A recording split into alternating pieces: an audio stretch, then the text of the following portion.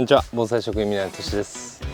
今回は地植えしている黒松の剪定についてちょっとボスに教わりながらやっていきたいなと思います。お願いします。地植えも剪定するんですね。剪定します。高松はな、畑に盆栽を植えてそれを育ててこう盆栽鉢に入れて盆栽にするけんね。剪定作業が一番基本中の基本やな。あんまやらないんですか、これは。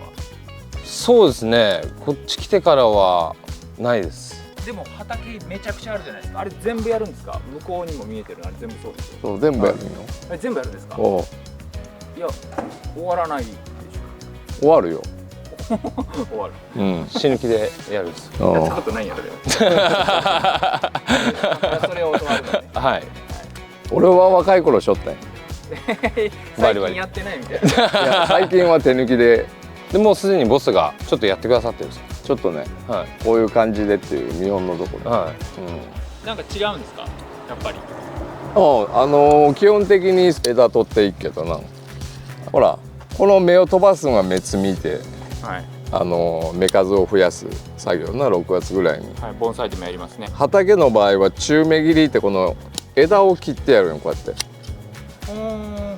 この枝の途中で切ってやったら、これほら地植えのやつはすんごい強いけん、はい、こう切ってやったらこのついとった枝元な、枝元にも芽が吹くし、この葉っぱにも芽を持ってくるっていう、そういう特殊な切り方が中芽切り。中芽切りっていう、中芽切りメインで畑の場合は作業していくんで、ここ中芽切りしたり芽を残したりいろいろその枝の状況で違うんやけど、こういう元の方に吹いたやつはそのまんま芽切りしてやったらええし、こう間延びしたやつね、こういう枝が、間延びしてやったやつはもう中芽切りってこういう感じで。大芽切りってあるんですか。大芽切り大芽切り枝取るね。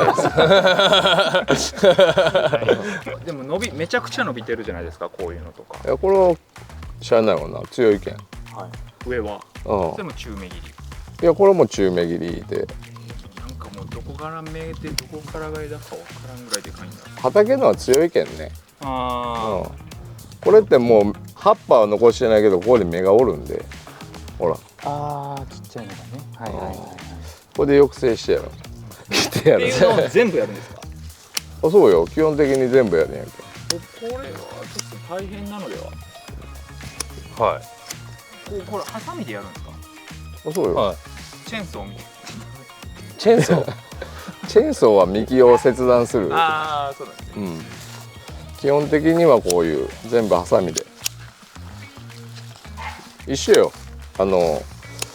やっぱりこう。花粉は飛ぶわな。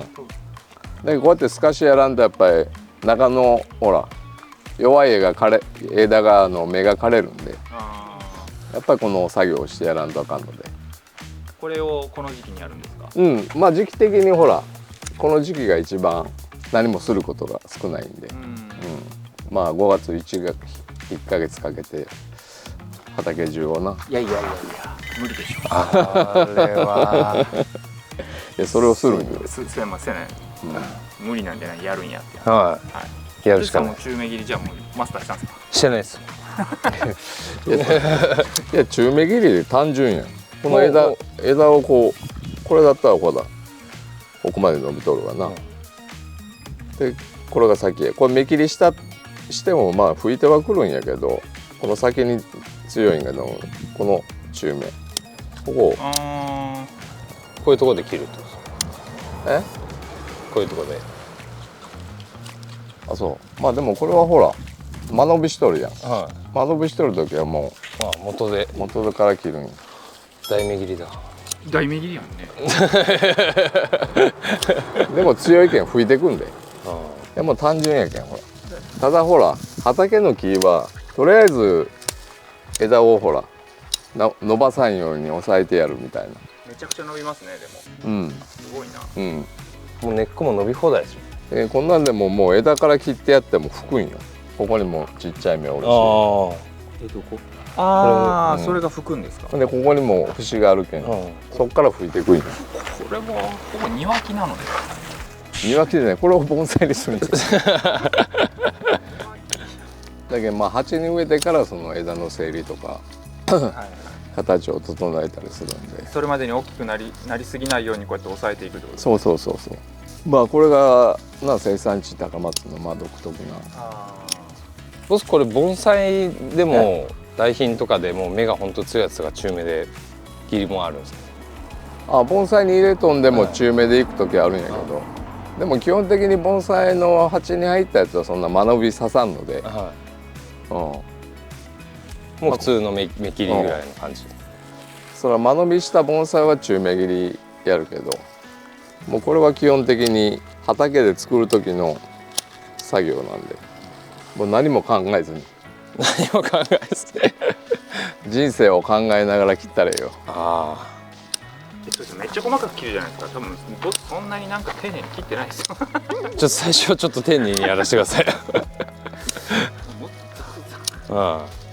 それは35年の剪定歴とキャリアの差が。だってボスはあれをずっとやってたわけですよね、あの量を。やってないじゃないいややんだったよとんでもない量ですけど。前は真夏にやるんだったんだよ。真夏ですか。なんで夏なんですか。暇なけ暇だけど夏しかないっていう時期がね。向こう側にもあるじゃないですか。あるよ。あれもしなきゃいけない。そうよ全部。剥がりもしろと。いや剥がりした方が日が当たるやん。長いままでだったら日が当たらんけど。中目切りすごいな。必殺技みたいな。必殺中目切いや中目切りってもう全国の盆栽さん知らんのがあるんよね。どういうことですか。名前が違うとかですか。いやしたことないの。こう8問しかしたことない人。そもそも中目切りが何なのかを知らない。そう中目切りの意味がわからんっていうね。なるほどなるほど。畑に植わってるやつぐらいしかしないってことですか。作ったほらこういう材料を作ったことがある人しかわからんわ。その原理が。なるほどなるほど。原理わかりましたか。でもやっぱこう吹いてくるところをもう一回見たいですよね。中目切りして、はい。そんなことないのかな。いや中目切りしたんであんだけ吹いてきとるね。これは年に1回ですか。1回よ。年に1回。1回で十分よね。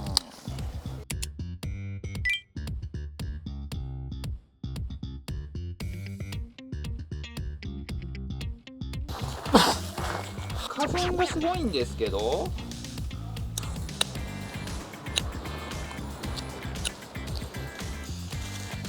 これどこで切ったらいいかわからないのがいっぱいある。